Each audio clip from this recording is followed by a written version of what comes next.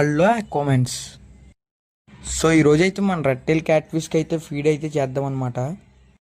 And ఇప్పుడు నేను ఏమైతే ఫీడ్ చేస్తానో అయితే చూపెడతాను. అండ్ దానికంటే ముందు వీడియో అయితే లాస్ట్ వరకు అయితే చూడండి. సో మనోడికి అయితే ఫీడ్ చేసి టైం అయితే వచ్చిందనమాట. అండ్ గ్లాస్ దగ్గరకు వచ్చి మంచి హుషారుగా అయితే తిరిగేస్తున్నాడు బాగా. సో నేనైతే చికెన్ హార్ట్ అయితే నీట్గా చిన్న చిన్న పీసెస్ అయితే కట్ చేసుకుని అది అయితే ఫీడ్ చేద్దామని అయితే అనుకుంటున్నాను అనమాట. సో చికెన్ హార్ట్ తేగానే అయితే మన లేగడైతే మంచి హుషారుగా అయితే పైకి అయితే వచ్చి అయితే గుండ్రంగా అయితే తిరిగేస్తున్నాడు అనమాట.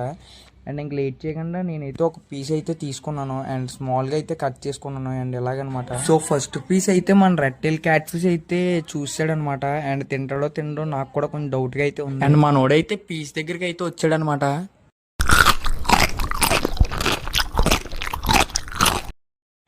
సో సక్సెస్ఫుల్గా అయితే మనం వేసిన చికెన్ హాట్ అయితే నీట్గా అయితే తినడం అయితే స్టార్ట్ చేశాడు. ఇంకా లేయగడు చూస్తున్నాడు అని అయితే ఒక 2 పీసెస్ అయితే వేసాను అండ్ వాటిని కూడా వచ్చి మళ్ళీ వీడియో తినేసాడు అనమాట.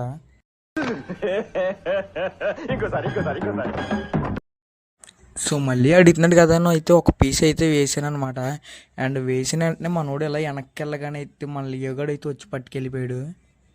ఫైనల్గా మన లియోగడికి అయితే మన నుంచి అయితే భయం అయితే పోయిందనమాట. ఎందుకంటే నేను చేతితో పెట్టినా సరే నీట్గా వచ్చి అయితే తీసుకుంటున్నాడు అండ్ ఎటువంటి భయపడకుండా. సో ఇలా భయపడకుండా ఉంటే మరీ మంచిదనమాట. ఎందుకంటే పిల్లలు గట్రా చేయి పెట్టినాడు అయితే భయపడకుండా ఉంటాడు. అండ్ అలా భయపడిందంటే మనోడు అయితే చాలా డ్యామేజ్ అయితే అయిపోతాడు. సో మనోడు మిడిల్ బోన్ అయితే ఫ్రాక్చర్ అయిందంటే ఇంకంతే సంగతి, చెప్పాల్సిన అవసరమే లేదు.